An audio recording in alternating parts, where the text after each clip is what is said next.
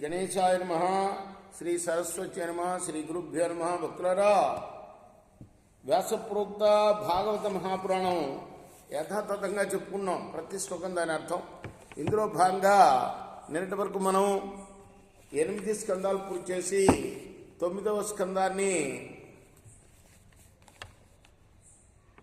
35 భాగాలుగా చెప్పుకున్నాం. ఈ రోజున 36వ భాగం చెప్పుకుందాం. చెప్పుకునే ముందు వ్యాస మహర్షిని ప్రార్థన చేసుకుందాం. వ్యాసాయ విష్ణురూపాయ వ్యాసరూపాయ విష్ణవే నమో వై బ్రహ్మణదే వాసిష్ఠాయ నమో నమః.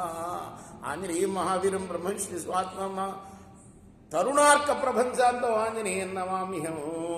సదా నింబవృక్షస్య మూలాధివాసాత్ సుధాస్రావిణం తిక్తమప్యప్రియంతం తరుం కల్పవృక్షాదికం సాధయంతం నమామి ఈశ్వరం సద్గురుం సాయినాథం. సమర్థద్గురు సాయినాథ్ మహారాజ్ కీ జై.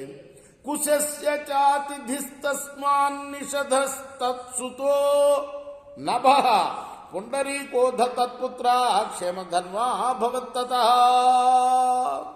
దేవానీకస్తోనిహ పార్యాత్రోధ తత్సుతః తతో బలస్థలస్తస్మాద్ వజ్రనాభోర్క సంభవః. పరీక్ష మహారాజా, సుఖయోగి అడుగుతున్నాడు.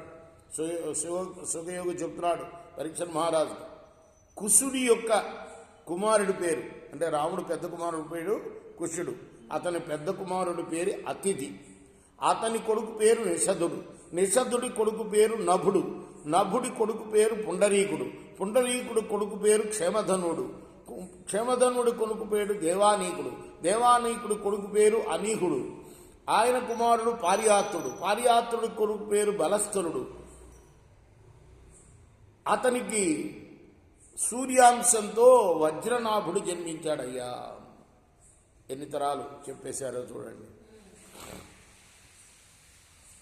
ఖగణస్తత్సుతస్తస్మాద్ విధృతిశ్చా భవత్సుతః తతో హిరణ్యనాభో భూజ్యోగాచార్యస్తు జైమినే.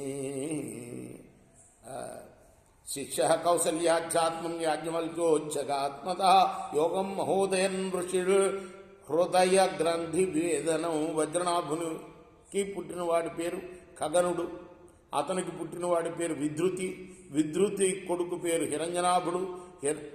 ఇతడు జైమిని మహర్షికి శిష్యుడై యోగాచార్యుడయ్యాడు. కోసల దేశవాసి అయిన యాజ్ఞవల్క్య మహర్షి హిరణ్యనాభుడికి శిష్యుడై అధ్యాత్మయోగాన్ని అధ్యయనం చేశాడు. అంటే ఎంత గొప్పవాడో చూడండి. ఆ హిరణ్యనాభ చక్రవర్తి యోగాచార్యుడిగా మారిపోయి రాముడు వంశం వాడనమాట. యాజ్ఞవల్క్య మహర్షికే ఆధ్యాత్మయోగాన్ని బోధించాడనమాట. ఈ యోగం ఏదైతే ఉందో, ఈ ఆధ్యాత్మ యోగం భోగవాసనారూపమైన హృదయ గ్రంథిని ఛేదించేది, అంటే అజ్ఞానాన్ని రూపుమాపేది, పరమసిద్ధిని ప్రసాదించేది.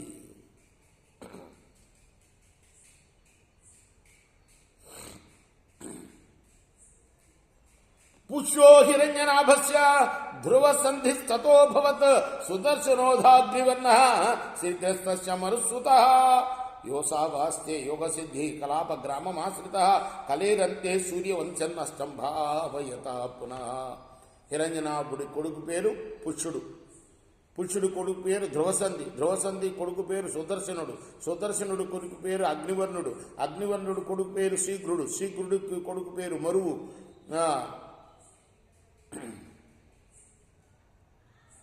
అయితే ఈ మరువునే యోగంలో సిద్ధి పొందాడు. ఇప్పటికీ కూడా కలాప గ్రామంలో ఉన్నాడు. కలియుగాంతంలో సూర్యవంశం నష్టం కాగా ఇతని వల్ల వృద్ధి పొందిన పుత్రపౌత్ర పరంపరతో అది మరలా ఉత్తేజితమవుతుంది. అంటే కలియుగాంతం వరకు ఉంటాట ఆయన. ఆఖరి ఆయన ఎవరైనా మరువు అనే అతను, సూర్యవంశంలో పుట్టిన ఆఖరి రాజు.